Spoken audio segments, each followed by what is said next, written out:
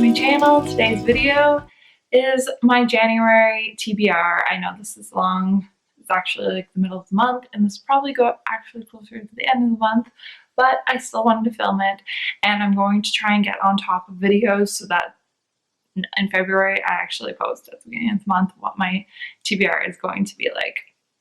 So without further ado, let's just hop into it. Okay, so I have my fully booked planner out. So if you see me looking down, that's what I'm looking at. It has my TBR on it. So the first up is the X Talk by Rachel Lynn Solomon. I've actually already finished this at this point in the month, and oh my gosh, it was so good. It was such a great way to start the year off. It was such a witty banter. The characters are total opposites, but they're banter, and they're just both so lovable, you know? Yeah. Shay Goldstein has been a producer at her Seattle public radio station for nearly a decade, and she can't imagine working anywhere else. But lately, it's been a constant clash between her and her newest colleague, Dominic Yoon, who's fresh off a journalism master's program and convinced he knows everything about public radio. When the struggling station needs a new concept, Shay proposes. So, Shay Goldstein has been a producer at her Seattle public radio station for nearly a decade, and she can't imagine working anywhere else. But lately, it's been a constant clash between her and her newest colleague, Dominic Yoon, who's fresh off the journalism master's program and convinced he knows everything about public radio. When the struggling station needs a new concept, Shay proposes a show that her boss greenlights with excitement. On the X Talk, two exes will deliver relationship advice on air. Their boss decides Shay and Dominic are the perfect co-hosts given how much they already despise each other. And so the next couple of books are, I started so many series in 2021 that I never ended up finishing, and so a like sort of unofficial goal of mine is to actually pick up all those series and read them. I mean, I actually genuinely really loved a lot of these series. So I'm not sure what caused me to put them down, but the first one is Six of Crows and Crooked Kingdom, King of Scars, Rule of Wolves. I finished the Grisha trilogy, like the original Shadow and Bone trilogy last year, and honestly I didn't really love it. Like, I definitely liked it, but it's sort of dragged. But I do really want to watch this show because the second season's coming out, and I really liked Nikolai from the first book, and I know the King of Scars duology is about him, so I really want to read those. And I also started I already finished Six of Crows, and I've started Crooked Kingdom. I'm not very far into it, but these characters are amazing. Oh my god, I wish you didn't have to read the trilogy before you read both duologies, because these are so much better. I'm not going to go into the details. I'm sure most of you have already heard of this one because it's very popular, and I feel like I'm the last person on earth to or on Bookstagram or BookTube to pick up this series. So I'm finally going to try to go through all of it in January. Six of Crows and the King of Scars. So I've already made it through Six of Crows, and I really liked it. I gave it 4 stars, and I'm partway through Crooked Kingdom. So then I'm going to go into King of Scars and Rule of Wolves. Okay, so another one that I started last year, and I actually gave the first one of this 5 stars, and I don't know what made me stop. I think it's just that I just got sucked into other series, so I ended up just pushing them off. But the Cursebreaker series, so I read the first one, and then there's A Heart So Fierce and Broken, and then A Vow So Bold and Deadly. I think part of the reason why I put this off for so long is that I've heard not the greatest things about the ending in the third one, and also just the second one. So I'm scared, and I kind of just want to have really liked the first one and just had that be the end of the series, but I do want to know what happens, so I'm hoping to read these this month, but if it doesn't happen, I definitely want to read them in February then. And the last series that I want to start again or continue is I finished the off-campus series last year, or at least the first 4 books. I know the 5th one came out in September. I haven't read that one yet, but I'm planning to read that. But I also want to read the Briar U series. I've got the first one, The Chase, on my e-reader, so I really want to read that this month because I think that will just be a nice, fluffy, easy book in between all these fantasy books that I have on my TBR. Next, I have Full Tilt by Emma Scott. I know I just said that I want to finish series and I don't want to, but I'm picking up a new one. This is if I'm in the mood for something really sad, because I know this is really sad. And guess what?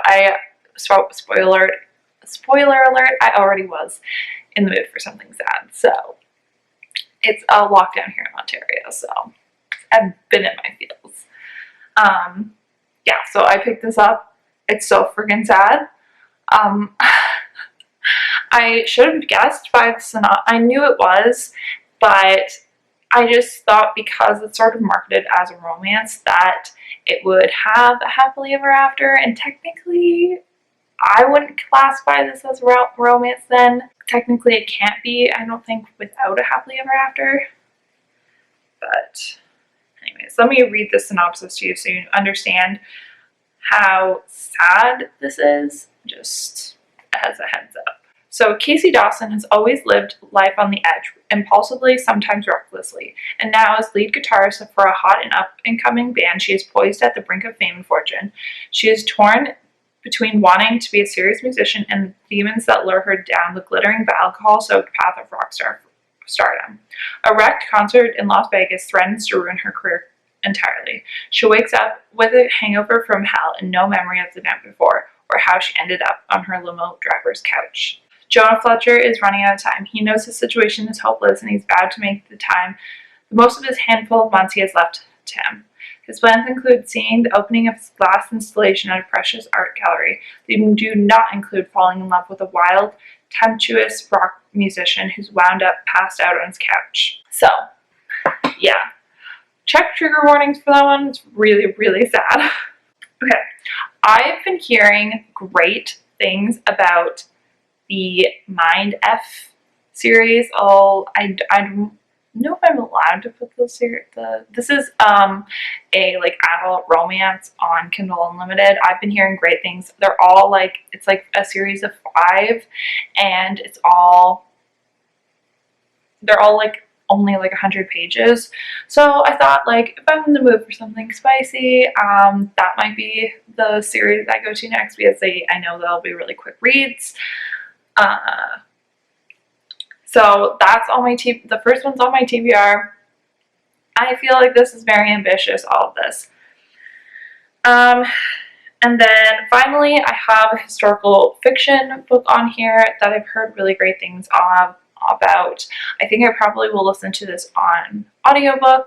So the book is The Prettiest Star by Carter Sickles. Small town Appalachia doesn't have a lot going on, but it's where Brian is from, where his family is, and where he's chosen to return to die.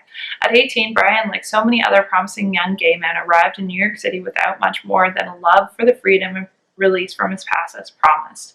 But within 6 short years, AIDS would claim his lover, his friends, and his future. With nothing left in New York but memories of death, Brian decides to write his mother a letter asking to come back to the place and family he wants so desperate to escape.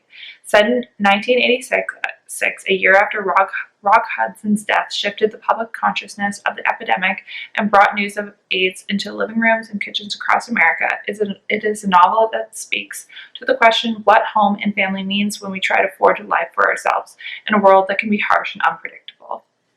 So, again, another sad one if I'm feeling in my feels, but I've heard so many great things about this book, and it just sounds really like, the premise sounds just so powerful. So I'm really excited. I really want to read that one. Potentially, I probably will listen to it as an audiobook if I do, because, yeah, just to add another genre in there instead of just fantasy and romance, I wanted to put that one in there, but also it just sounds very good. So that's all the books. Oh, actually, I did pre-order Weather Girl, and Reminders of Him, I think, by Colleen Hoover.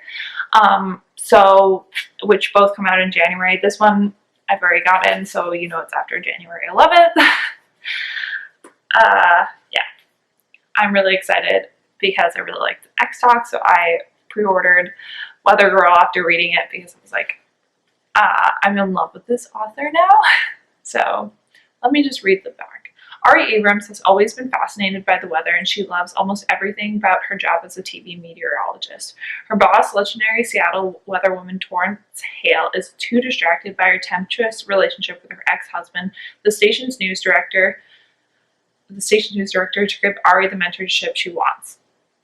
Ari, who runs on sunshine and optimism, is at her wit's end. The only person who seems to understand how she feels is sweet, reserved sports reporter Russell Barringer. A TV meteorologist and a sports reporter scheme to reunite their divorced bosses with unforecasted results in this electrifying romance. That's the tag. Yeah, so that, and obviously Colleen Hoover. I read Verity last year, but I actually haven't read a Colleen Hoover book in years. I loved her, like, back in high school, and also when I was starting to get back into reading, I remembered I liked her. So, like, at the end of university, when I was trying to get back into reading, I picked up a bunch of Colleen Hoover books then. So I'm really excited to read this book and see how it is, because I do really like her writing. She is very well known, very popular for a reason. I know that. So I pre-ordered it, and I'm really excited because everyone I've heard that got like arcs of it have loved it. So I'm really excited. And that's everything in my TBR. It's definitely ambitious. I definitely won't get to it all. I typically read at most 15 books a month, so take this all with a grain of salt. I am sort of a mood reader, sort of a planner. I sort of try to stick to my TBR and just choose ones off my TBR that I'm feeling in the mood for. But that's why I put a variety of books on there. But again, I only read maximum of 15 books a month. Like, I know that's a lot still, trust me, but I definitely listed off way more than I would actually be able to read. So I just give myself options. But yeah, I hope you guys enjoyed. If you did, please give it a thumbs up. If you want to see a TBR video in February, let me know. I'm thinking for the next one that maybe I will sort of make a vlog around it instead of just a sit down video. So let me know what you think in the comments down below, and I will see you in my next video. Bye guys.